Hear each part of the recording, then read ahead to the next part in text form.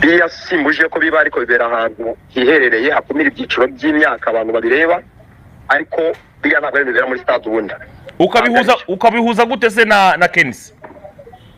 Byabereye muri match yateguye bikorwa n'abatumirwa be yatumiye mu byumweru 3 bishize yarabizi neza ko ari byo bizakorwa kandi byakozwe abizi nta wundi rero responsable reka umukino ni uri responsable yawe. Oya urabizi neza ko yarabizi ingingo ya mbere nanenze ni muyizi ingingo ya mbere nanenze muri event ni muyizi mu bijyanye no gutoranya aba DJs n'aba MC hari aho yikoreye anti campaign. Ingingo ya kabiri nanone yongeye kwirasa ikirenge gutegura match ye Kenisi ibintu bijyanye na event management namwemeraga ariko hano ngiye imenyinda samoy karabye pe. Ahangaha bashize igitutu kuri Kenisi ku buryo Kenisi yahise avana Semuhungu ku ma afishe yose yagombaga kwamamaza. Nimuza kwitegereza uretse Semuhungu wenyine niwe wiyamamaje kuko urukuva yarabonye promotion yarabonye nyine nawe uzi ko ari gutegura ibintu by'ibitaramo gore gore.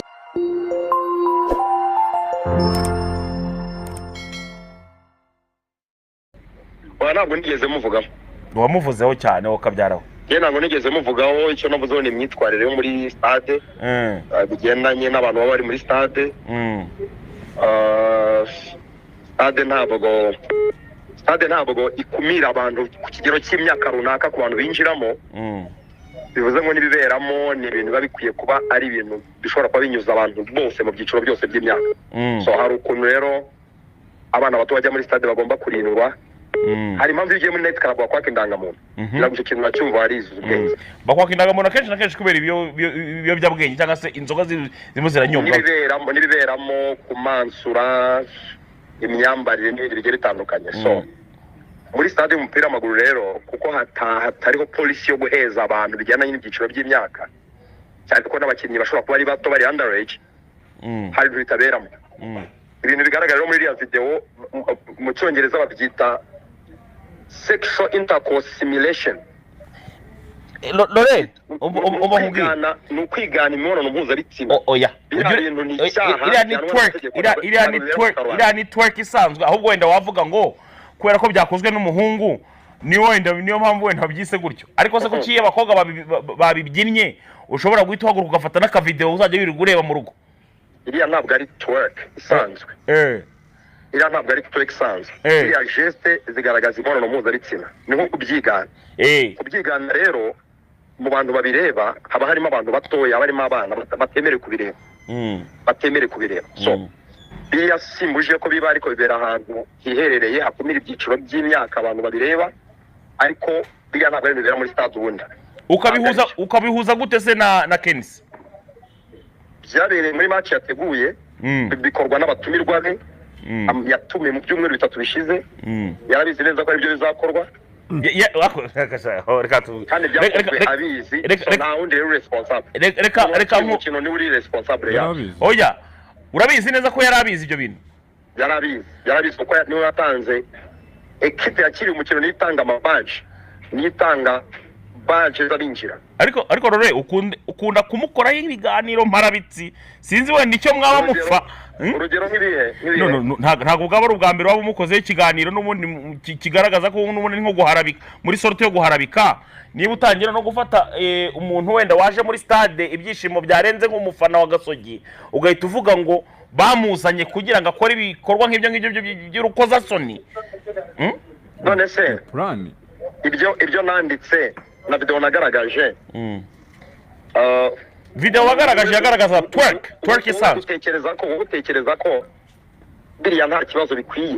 Video wagaragaje video nabonye yagaragaza twerk isanzwe. Utekereza ko nta kibazo bikwiye. Ngewe nabonaga ari twerk isanzwe kereka wenda niba abahungu babuje ibyo rero nawe ushobora kubikoraho inkuru ukavuga ko ari igitekerezo ukavuga ko ari ibintu bisanzwe bikwiye donc ukabivuguruza ariko ngewe se nkira amahame y'ukuntu abantu babyina Lore.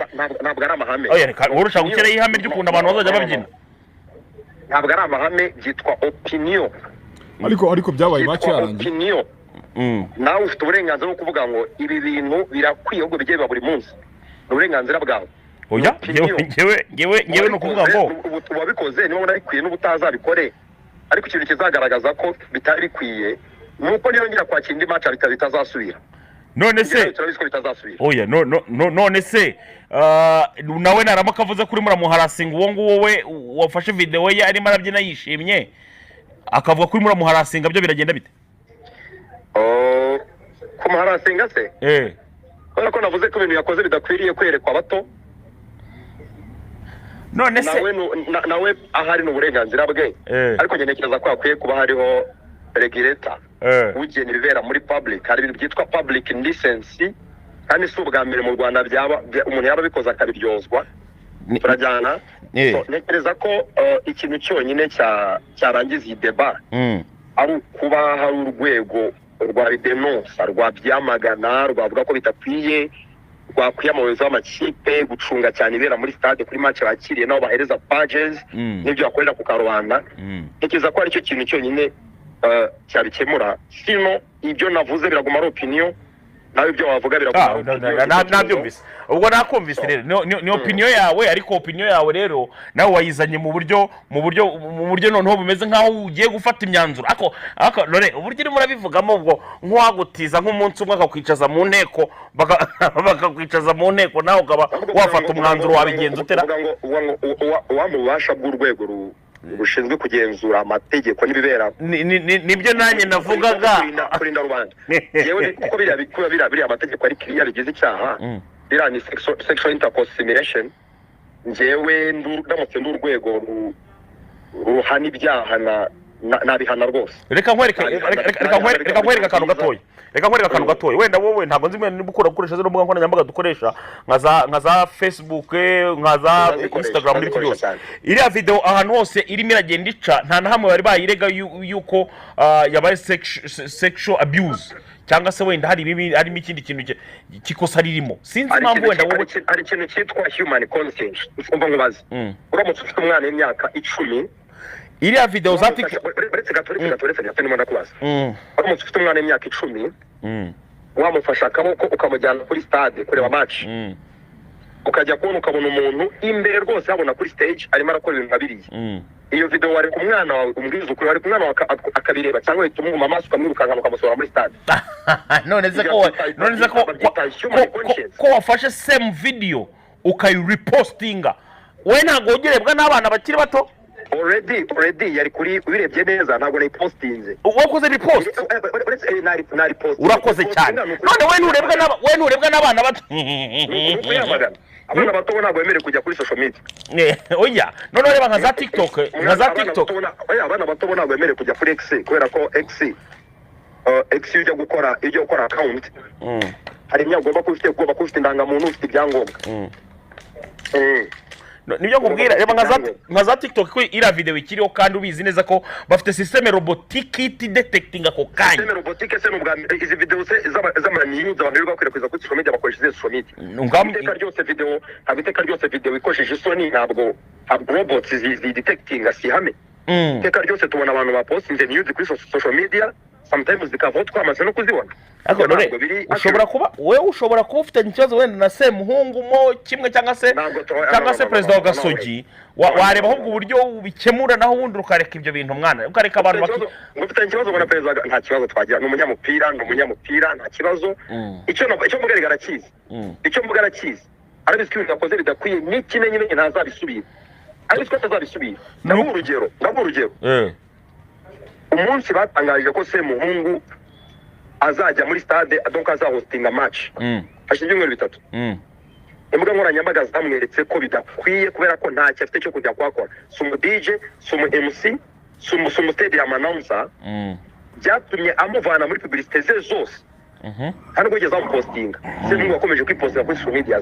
Baza ngo Kenisi yarabizi ko bitakiriwe neza. So na hamwe ibyavuye. Oya none se buretse gato kuri match azakira agazongera gutuma biriya bintu biba. Erega n'umugabo n'umuntu afite abana, arabizi neza ko abana batabereka biriya bintu, arizi ko match kugira atongera kubikora. Nyamara rore umuntu bita Semuhungu uribo simbizi nakoreka nayo kubivuga wenda muri ubwo buryo, ariko geragezaho kabyarawe nawe ni umuntu nk'abandi, ntumubuze uburenganzira.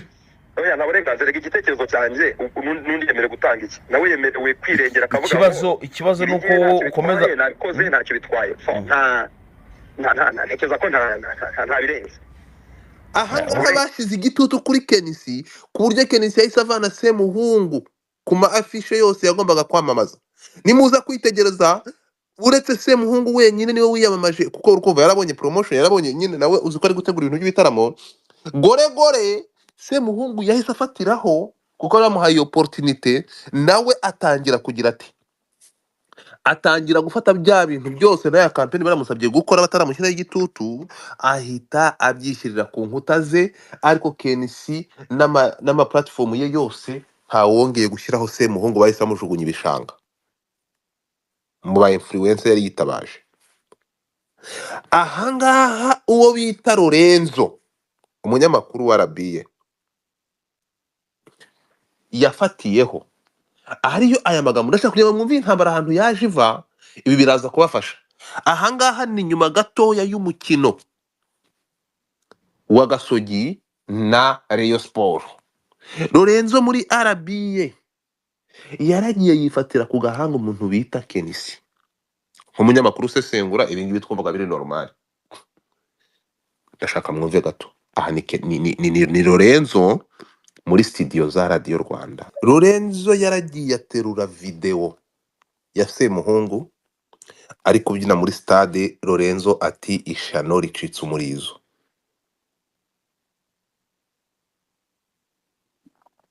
Muri kumwe turi kujyana. Ahangaha byaje kuba bibi cyane cyangwa byaje kuba akasamutwe, byabaye birebire, abantu barasakuza. Semuhungu bati Lorenzo yabishyize kure, aravuga ati ni kuki uyu muntu ashobora gukora ibintu nk'ibi ngibi akajya muri stade agakoramo ibiterasoni nka biriya, ko birari gushishikariza uburaya no gupromotinga ubutinganyi, ibi ngibi turabyita gute? Semuhungu yararuciye ararumira. Icyakurikiye nuko rero nyuma yuko abantu bamwe bagiye banenga ngo ibyo Eric yakoreye muri stade, Eric yafashe video asobanura neza ukuntu situation yagenze, avuga impamvu ira video yayifashe, avuga yuko ari ikintu gishyashya ashaka kuzana mu Rwanda cyangwa se muri sport hano mu Rwanda, kuvanga sport na entertainment. Avuga yuko usanzwe ari umubyinnyi, avuga ibintu byinshi akora, agategura ama events n'ibice byose. So iyo video yayipostinze ku rubuga rwa Instagram ye, ariko agumana umujinya yuko hari umuntu wamukriticizinze cyangwa se wamuvuzeho ibintu akaba atumva impamvu uwo muntu yamuvuze. Nta wundi no bita Lorenzo. So Eric rero uyu munsi mu gitondo yapostinze aravuga ngo umunyamakuru wo kuri RBA witwa Lorenzo uri kunsebya muri public kubera namwimye urukundo, wari waranzengereje unsaba amafaranga, mbabarira urekeraho kunsebya kuko nukomeza ndagushyira hanze ibyo uri kwigira ngo bagushime nuko batakuzi, injiji gusa. Murakoze. Eric Semuhungu arasinya. Mana we, murabyumva ibyo bintu? Murabyumva ibyo bintu? Eric Semuhungu anatubwiye ibintu bibiri, ngo wita Lorenzo ngarimo aramusebya ngo kwera ko ashobora kuba bufitiye umujinya, ngo kuko Eric Semuhungu ngo yamwimye urukundo, ndetse akaba uyu nguyu Lorenzo yarazengereje Eric Semuhungu amusaba amafaranga. Eric kimaze gupostinga ibintu abanshi bavuye ati Eric sha uri murabeshye, wibeshye Lorenzo ibyo bintu ntago yabikora. Lorenzo se yagusaba urukundo, Lorenzo ntabwo yagusaba amafaranga. Eric reka guhimbira uwo musore. Eric yakoze iki? Eric yesagaruka ahita postinga none ama post, nimba ama post andakama screenshot yibihe byose n'ibiganiro uyu witwa ngo Lorenzo yagiye ibihe bitandukanye all the way kugeza muri 2019 arimo asaba amafaranga Eric Semuhungu, ndetse anamubwira agashaka reka mwisome namwe muzi gusoma. Eric Semuhungu yasavuga ati ngiye ngo ndabeshya nasoni, ahita ashyira screenshot wo bitalo Lorenzo rwose arimo kubwira Eric Semuhungu ngese boss lady ngiye wangurira agacupa ko Imana izaguha umugisha, nge singoye ni mitsingi gusa. Ati Lorenzo rwose nge singoye ninywera ka mitsingi gusa konyene. Izindi message zo zitangira 2019 ndakurahiye muri December, nkaho yagiye amubwira ati ako kajwi ni sawa cyane, I like it, ati ngo uza turye, ati ahandi ngo care ku team very nice, ahandi ngo one of the late pictures I've ever seen, I've ever seen. It's really charming. Wow. So yo, okay. Bigaragara ko umusore yakundaga ibyo Eric yakoraga 2019. Sibyo ra? Memuretse ntago birarangira. Message zirakomeje. Handi yaramubwiye ati wow ngo thank you so much my dear Lest, I like you. Buretse gatoya. Ati oh wow, yaramukoreye ibiki kwino message tuzuye. Ko tutabona ibyo Eric yaramukoreye ibiki ko tutabimo kubona ibintu yaramukoreye byatumye avuga ati oh wow, thank you so much my dear Lest, I like you. Arongera avuga ati again thank you Eric. Ahita akomeza wow ngo hi, can I have your WhatsApp number please? Hari itaki 10 December 2019. Arakomeza avuga ati tujye tuvugana gusa tube inshuti cyane. Ngo wampaye namba ya WhatsApp ngo twaya tuvugana gusa tube inshuti cyane. Ndibuka ko yageze kumubwira ati I like your voice. So Eric rero yavuze ati wowe ngo nyikinyo nyangira ngo nuko waranterese unshaka urukundo ndabyanga, ndetse ushaka no kuko nzajya ngo amafaranga nabyo ndabyanga, ngo nicyo kintu gituma ungendaho. Memuretse witwa Lorenzo nawe yagize icyo asubiza. Witwa Lorenzo nawe savuga ati Eric Semuhungu ngo nibyo koko muri za 2020 twatangiye kwandikirana, icyo gihe wakoraga video zo guteka. Arimo arisobanura ngo nagusabye ko wajya unyigisha guteka, ngo gukoresha ibirungo kuko nibwo nari ngitangira kwibana. Amafaranga yo wajyaga unyandikira unkandira akanyenyeri ntanabigusabye n'abandi ba diaspora. Lorenzo uri burasaba pe. Lorenzo uri burasaba wakirishije Semuhungu mu gihe kitari cyo. Yes we. Lorenzo ukinishije Semuhungu igihe kitari cyo. Nabagiriye inama ndababwira ati Semuhungu umunsi yamenyereye Kigali azabirukansa mugira ngo ndimo ndakina. I warned you. Narabawoninze mugira ngo no gukina. Eric Semuhungu wari uri muri DMZ 2019 2020 kuzamura umwaka amafaranga.